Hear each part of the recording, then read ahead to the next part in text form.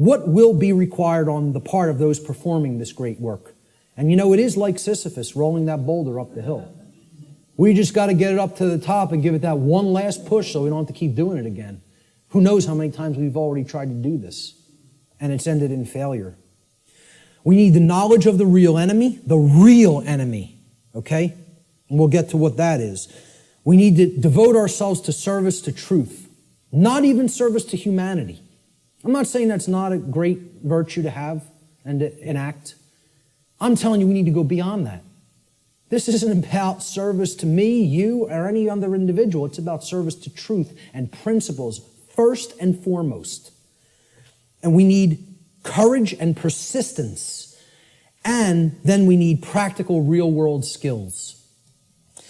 The knowledge of the real enemy needs to ultimately come first. And this isn't it, folks. This priest class that goes and meets and has the rituals at Bohemian Grove, I'm not telling you they're not evil. I'm not telling you they're not psychopaths.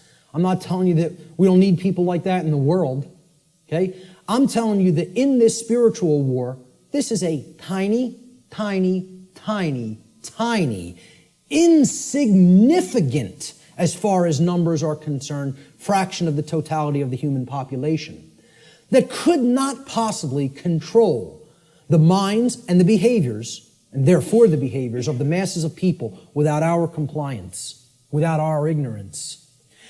So, while I'm not telling you I, like these people, do I have respect for them as an opponent? Oh yeah, you damn well better believe I do. I don't underestimate these psychopaths. Not a bit.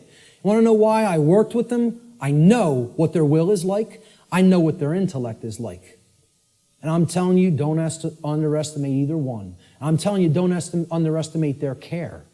They don't have, like I said, they don't have care in the terms of compassion and the normal range of human emotions like we do, but don't think that means they don't have care. They deeply care about what they're enacting, what their agenda is, and they have the will to carry it out, and they're not slowing down. They're unified. They're on a unified front. They're on the same page. Believe it. Know it. I'm not telling you that from, like I said, reading about it or book knowledge. I've been around these psychopaths. Haven't specifically been to this psychopathic gathering, but I've been around them enough. That's not the real enemy, that is. The sleeping masses, hypnotized masses, they're your enemy. See, people will say, the Illuminati enslaves humanity. No, it doesn't. Humanity enslaves the real Illuminati. You think about that for a little bit. Do those psychopaths in the last slide really enslave us? And first of all, people who call them the Illuminati, there's no such thing. Illuminati means that you're enlightened, the illuminated ones. You want to know who's the enlightened ones? They're in this room. We're the Illuminati. The people who know what I'm talking about here are the Illuminati. They're the illuminated ones. They're the ones with the light. They're the ones with the real knowledge. Okay? They want to refer to themselves as the enlightened ones. Well, they might have the dark sun, but they don't have the true sun. They're imbued with the black sun. That means it's all intellectual knowledge, and then you're applying it for the totally immoral, wrong reasons, which is to control and manipulate other people. There's nothing illuminated about that. So the real Illuminati, they're not the enslavers of humanity. The dark Illuminati are not the enslavers of humanity either.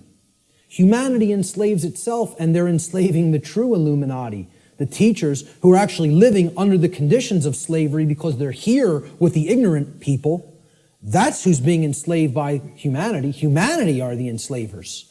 And this is another thing that's highly unpopular. People don't want to hear it. They want to think we're powerless victims. There's no choice involved here. This is something that's just being done to us. Okay? And I'm here to tell you, free will is always in existence. And it's a matter of changing one's thoughts and therefore changing one's choices. And that's our own personal responsibility that can never be given away or shirked or shunned. You are always responsible for what we're doing.